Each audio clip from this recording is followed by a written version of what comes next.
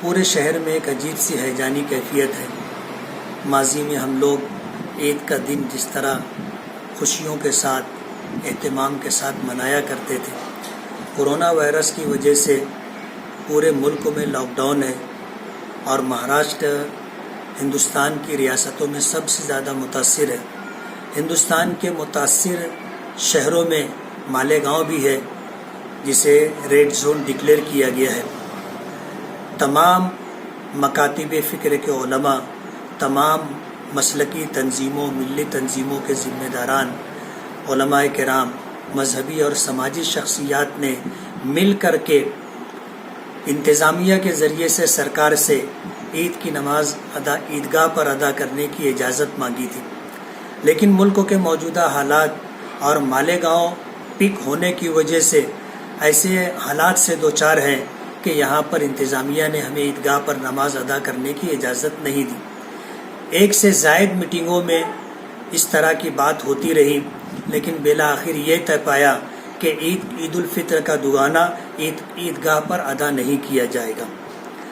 تمام علماء نے متفقہ طور پر یہ فیصلہ کیا کہ ہم لوگ فرض نمازوں کے لیے اور اسی طرح نماز تراویح کے لیے جس طرح ہم لوگ کوشش کرتے رہے اور مسجدیں بند کر دی گئی اور ان میں صرف 5-7 لوگوں کو باجماعت نماز ادا کرنے کی اجازت رہی، ایسے حالات کے اندر عید الفطر کے تعلق سے بھی یہی بات کہی جا رہی ہے کہ ہم لوگوں نے جس طرح فرض نمازوں کی ادائیگی کے لیے اور جس طرح ہم لوگوں نے تراویح کے لیے اہتمام کیا تھا اور ان فرض نمازوں کو اور تراویح کو جس طرح ہم نے ادا کیا، اسی طرح عید الفطر کی نماز بھی ہم لوگ ادا کریں۔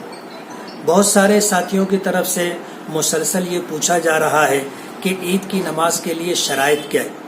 معلوم ہونا چاہیے کہ عید کی نماز کے لیے شہر ہونا یا فنائے شہر ہونا ضروری۔ گاؤں اور دیہات کے اندر عید کی نماز نہیں ہوتی ہے، شہر اور فنائے شہر میں عید کی نماز ادا کی جاتی ہے۔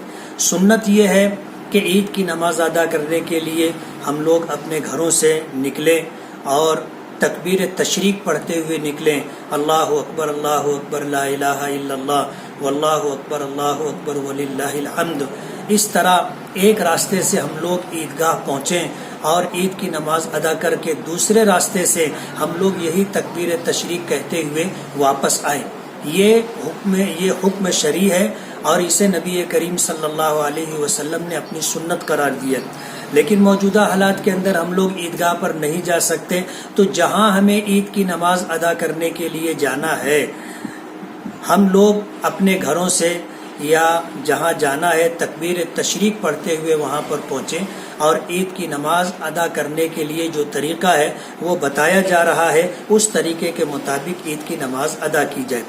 عید کی نماز واجب ہے اور 2 رکعت نماز ادا کی جاتی ہے۔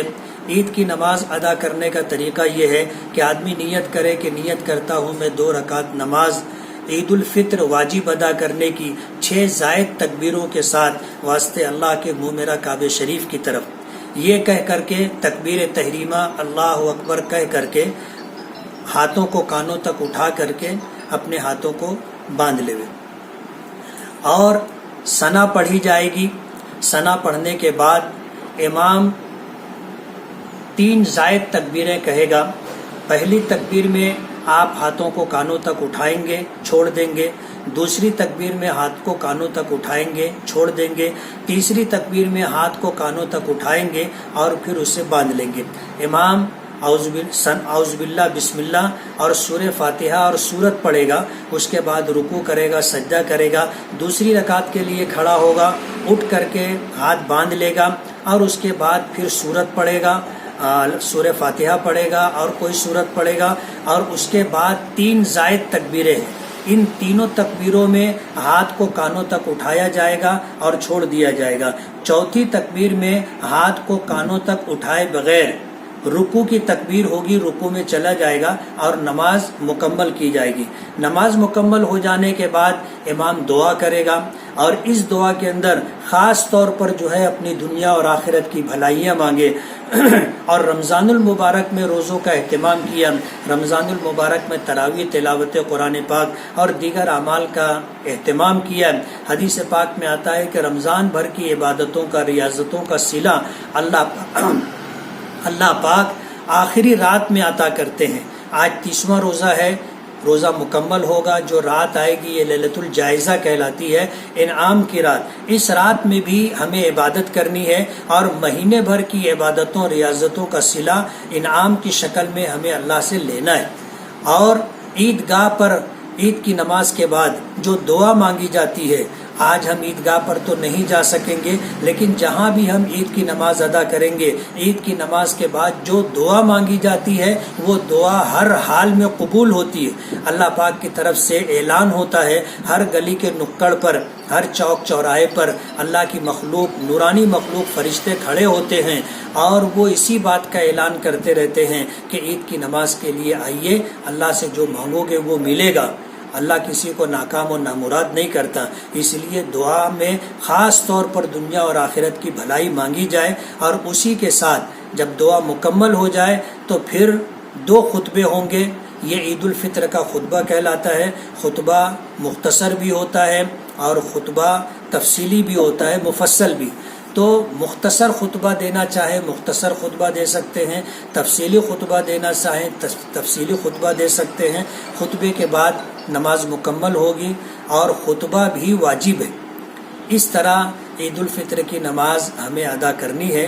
عید کی نماز کی شرائط میں سے یہ بھی ہے کہ امام کے علاوہ مصلیوں میں کم سے کم 4 لوگ موجود ہوں، کم سے کم 4 لوگ موجود ہوں، اور یہ 4 جو ہے بالغ مرد ہوں۔ یہ عید کی نماز کے لیے ضروری۔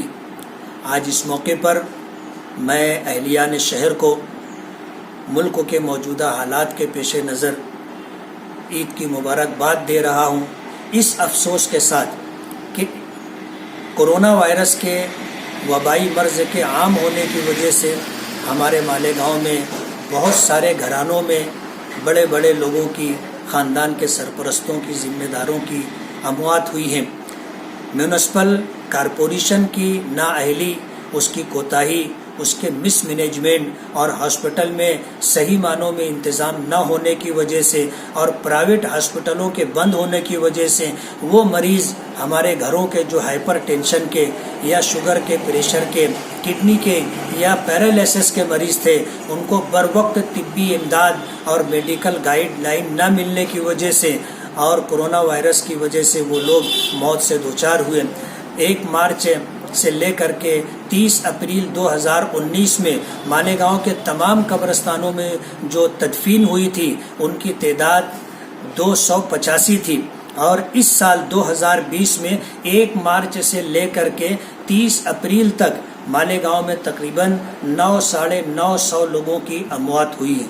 میں ان تمام خاندان والوں کو جن کے گھروں میں اموات ہوئی ہے، عید کے اس موقع پر انہیں اپنی طرف سے مرحومین کے لیے دعاؤں کا تحفہ کہ اللہ تعالیٰ تمام مرحومین کی مغفرت فرمائے، درجات بلند فرمائے، عذاب قبر سے اللہ ان کی حفاظت فرمائے، ان کے پسماندگان کے لیے اللہ تعالیٰ بہترین نعم البدل عطا فرمائے، اور اسی کے ساتھ ساتھ اللہ تعالیٰ ان تمام لوگوں کے لیے راحتوں کا فیصلہ فرمائے۔